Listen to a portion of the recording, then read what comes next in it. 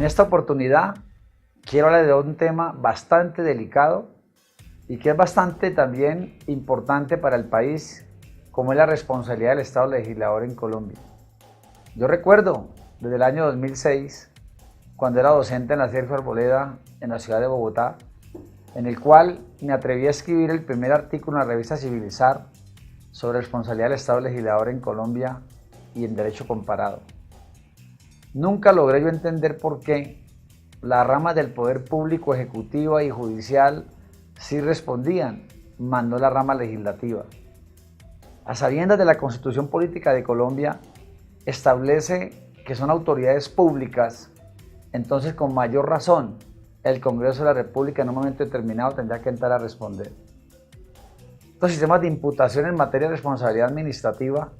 sigue siendo una expectativa en el desarrollo de la jurisprudencia, a pesar de la cláusula contenida en este artículo 90 constitucional que acabo de mencionar. Al establecimiento de una responsabilidad estatal por el hecho de las leyes, se han opuesto argumentos como el de la soberanía, porque no se puede limitar la facultad del pueblo soberano a autorregularse. La inviolabilidad del voto del congresista como agente del constituyente primario e incluso la existencia del control constitucional de las leyes. Uno de los principales temores de aceptar una responsabilidad del Estado legislador por el hecho de las leyes radica en que ello se podría convertir en una petrificación para la evolución del derecho, pues el legislador, ante la necesidad de modificar el ordenamiento jurídico por las circunstancias cambiantes que lo ameritan, se podría haber limitado en razón de la declaración de la responsabilidad por leyes anteriores que son modificadas. Lo cierto es que las leyes de responsabilidad deben de avanzar a fin de consolidar un sistema de responsabilidad coherente y que nos daría desde luego seguridad jurídica en el país, ya que con ocasión de la actividad legislativa, ya sea derivada de la licitud o ilicitud del acto legislativo, la necesidad de consolidar dicho sistema viene de la Segunda Guerra Mundial. En efecto, las consecuencias del totalitarismo experimentado, que de una parte obligó a la comunidad de estados a formular instrumentos internacionales de derechos humanos, también de otra parte contribuyó a la creación de instituciones de control de la legislación de los estados perdedores que no las poseían, ejemplo Alemania e Italia. En el derecho comparado, Francia y España tienen un desarrollo admirable, un desarrollo doctrinal y jurisprudencial sobre la materia. Es tímido, en cambio, en países como Italia, Alemania y Estados Unidos, mientras que Inglaterra no está contemplada esta clase de responsabilidad por el hecho de la ley. En Francia, y en esta Lobo anota que en la Francia a mediados del siglo XIX, con el fallo du Châtelier de enero 11 de 1838 del Consejo de Estado, dicha corporación puntualizó: el Estado no debe ser responsable por las consecuencias de las leyes que en aras del interés general prohíben el ejercicio de una industria. Del Estado no pueden reclamarse otros créditos más que los surgidos de un contrato o de una disposición expresa y formal de la propia ley. Inspirados en la doctrina de Laferrière y Rousseau sobre la ley como expresión de la voluntad popular, fruto del contrato social, no podría atribuirse responsabilidad al pueblo o por la ley que se promulga en su nombre. Aunado a ello, se concebía la posibilidad de una responsabilidad por la ley contraria a la Constitución, pero no existía control constitucional ni órgano competente para dicha tarea, de modo que era inadmisible la declaratoria de una indemnización. A nivel de derecho comparado también encontramos España. La cláusula general de responsabilidad de allá en la Constitución no está redactada bajo la sección autoridades públicas como sí ocurre aquí en nuestro sistema jurídico colombiano, como es el artículo 90 constitucional, sino bajo la sección de servicios públicos, lo cual restringe en un primer momento al legislador como sujeto de responsabilidad, toda vez que en la noción de servicios públicos no se incluye la actividad legislativa que representa la voluntad soberana, sino aquella que está orientada a satisfacer necesidades de los seres humanos, Verbigracia, servicios de telecomunicaciones, de energía, de salud, entre otras. En España, el control de discrecionalidad del legislador se realiza mediante el recurso de inconstitucionalidad reservado al Tribunal Constitucional, y la declaratoria de inconstitucionalidad se convertirá en la única posibilidad de declarar la responsabilidad patrimonial del Parlamento. En Colombia, la responsabilidad del Estado legislador se colige de varias disposiciones, como son el artículo 90 de la Constitución, que consagra la cláusula general de responsabilidad patrimonial del Estado, bien sea de orden extracontractual, precontractual, contractual. De igual manera, el artículo 1 de la Constitución regula la forma y caracteres del Estado. Los artículos 2, 6 y 123 determinan que los fines del Estado consisten en irradiar sus actuaciones con el fin de promover la prosperidad general y garantizar la efectividad de los principios y deberes consagrados en la Constitución. Señala la responsabilidad de los particulares y los servidores públicos, conviniendo que estos responden por sus omisiones y por esta limitación en sus funciones, deduciéndose que sus actuaciones no se ciñen por las reglas o parámetros que rigen un Estado de Derecho como el principio de legalidad,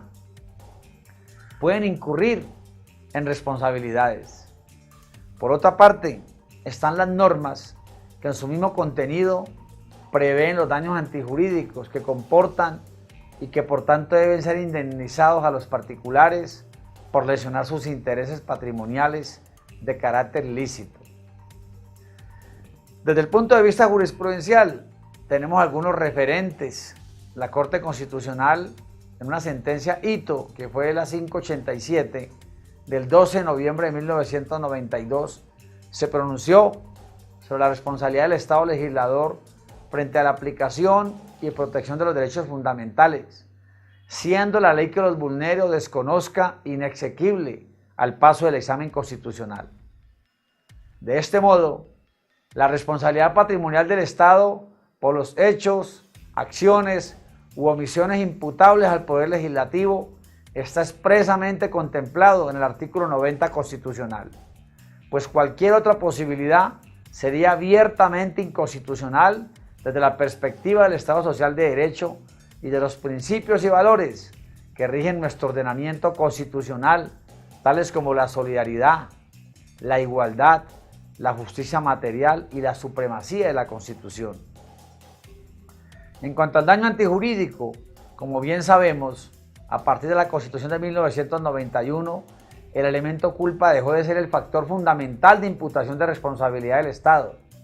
Para entrar a hablar de la tesis del daño antijurídico, donde se incluyen daños originados por una falla del servicio y daños provenientes de actividades donde no se habla de culpa, sino de daño objetivo. En esa noción tan amplia de responsabilidad que trae la Constitución de 1991, la reparación del daño antijurídico radica en la causación de un daño, bien sea por acción u omisión, que el particular no está en la obligación jurídica de soportar. Supuestos de responsabilidad del Estado legislador. La posición de la Corte Constitucional y el Consejo de Estado en lo concerniente a la responsabilidad del Estado legislador se encuentran esencialmente en la sentencia de la Corte Constitucional C-038 del 2006, magistrado ponente Humberto Sierra Porto, en la cual decidió sobre la exequibilidad del artículo 86 del Código Contencioso Administrativo, que habla sobre la acción de reparación directa, por cuanto el accionante consideró que era contrario a lo dispuesto por el artículo 90 de la Constitución Política, bajo el entendido que, de acuerdo con la redacción del artículo 86 del Código Contencioso Administrativo, no había lugar para demandar por vía de acción de reparación directa la responsabilidad del Estado legislador. En dicho fallo, la Corte analizó el alcance del artículo 90 de la Constitución, enfocándolo a la responsabilidad del Poder Legislativo. Analizó la naturaleza de la acción de reparación directa, las clases de omisiones legislativas que hay, y reiteró que la Corte solo se puede pronunciar sobre la base de configuración de excepciones relativas y no absolutas. Declaró que en el caso no había lugar hablar de omisión legislativa relativa, toda vez que los hechos y omisiones a las cuales hace alusión el artículo deben de entenderse como referidos tanto a las autoridades administrativas como al órgano del Poder Legislador. En ese sentido, la Corte es muy clara y no vacila en afirmar que la responsabilidad del Estado legislador no solo se circunscribe a ciertos eventos, como la declaratoria de inconstitucionalidad de una ley, o a la declaración de expropiación de un bien, o a la constitución de un monopolio o la reserva de un servicio público, sino que ella deriva de la noción de daño antijurídico. La omisión legislativa relativa como presupuesto de competencia de la Corte Constitucional, y al respecto la Corte Constitucional admite que las omisiones legislativas hacen referencia a la inactividad del legislador o el incumplimiento por parte de este último de su deber de legislar, expresamente señalado en la Constitución. Las omisiones legislativas pueden ser de dos clases, las absolutas o las relativas. La omisión absoluta hace referencia al incumplimiento por parte del legislador de la obligación constitucional de expedir una regulación específica, es decir, constituye una total inactividad por parte del Congreso y por ende supone la ausencia total de un texto o precepto legal. La omisión legislativa relativa, por su parte, supone la actividad del legislador, pero de forma incompleta o defectuosa, dado que al regular una situación determinada, éste no tiene en cuenta, omite o deja de lado supuestos de hecho que al momento de aplicarse el precepto correspondiente genera tratamientos inequitativos o el desconocimiento de derechos de los destinatarios de la norma respectiva. Verbo y gracia, el derecho a la igualdad, derecho al debido proceso o del derecho de defensa, derechos adquiridos, entre otros. La anterior distinción es de gran importancia en la medida en que la Corte Constitucional se ha declarado competente para conocer únicamente acerca de omisiones legislativas relativas. Quiere decir lo anterior, que ante la ausencia total de un precepto o texto legal, la Corte no adelanta un juicio de inconstitucionalidad por cuanto solo es competente para conocer y pronunciarse sobre la producción legislativa. No obstante, si se trata de una omisión relativa, esta puede ser objeto de un juicio de constitucionalidad que eventualmente podría conducir a proferir una sentencia integradora mediante la cual se subsane la omisión inconstitucional. Por su parte, el Consejo de Estado colombiano orientó la responsabilidad del Estado legislador bajo el régimen o la tesis del daño especial, fundamentándose en el desequilibrio frente a las leyes. Por tratarse de aplicación de un tratado, concluyó que el daño derivaba de una actividad legítima y compleja realizada por varias autoridades públicas, en este caso el Congreso y el Presidente de la República. La tesis que ha venido desarrollando el Consejo de Estado, con apoyo en el derecho comparado, es la más acertada o razonada. En efecto, deducir una falla del servicio por una omisión en la función legislativa o en la aprobación de una ley sería de entrada presumir que existe un presupuesto de culpa, es decir, un elemento subjetivo en la actuación de los legisladores, determinado en causas como que el servicio no se prestó tardíamente o en malas condiciones, siempre que consideremos para el caso que nos interesa que el servicio puede ser visto como actividad legislativa. La demostración entonces del elemento culpa para entrar a configurar la responsabilidad del Estado por el hecho de la ley puede generar desventajas para el accionante o afectado. De hecho, el accionante se puede ver en desventajas, pues aparte de demostrar un daño, debe demostrar que me dio culpa, impericia, falta de diligencia en la aprobación de la ley por parte del órgano legislativo, lo que puede conducirlo a complicar su fin inmediato. Teniendo en cuenta que estamos bajo la concepción de la teoría organicista del Estado, donde hablamos de una responsabilidad anónima de la administración o de culpa anónima, no de la culpa de la gente. Bajo la teoría organicista,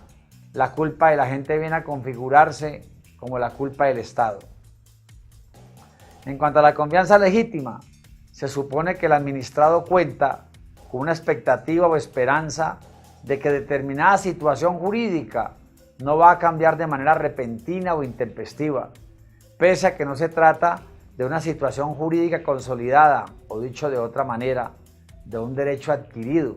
y que por tal razón no hay en un primer momento óbice para que se produzca un cambio de legislación. Se considera entonces que el régimen aplicable al caso que nos ocupa es el daño especial. Suponer una falla del servicio es suponer que existe una indebida diligencia o pericia por parte del órgano demandado. Es suponer que media una actuación por fuera de los cánones legales y constitucionales. En una indemnización como consecuencia del daño especial, los sujetos procesales y la comunidad deben entender que no hay reproche o cuestionamiento en relación con la actividad desplegada por la entidad pública a través de la cual se indemniza. Lo que ocurre es que se trata de un costo social, un medio para garantizar los derechos de los ciudadanos.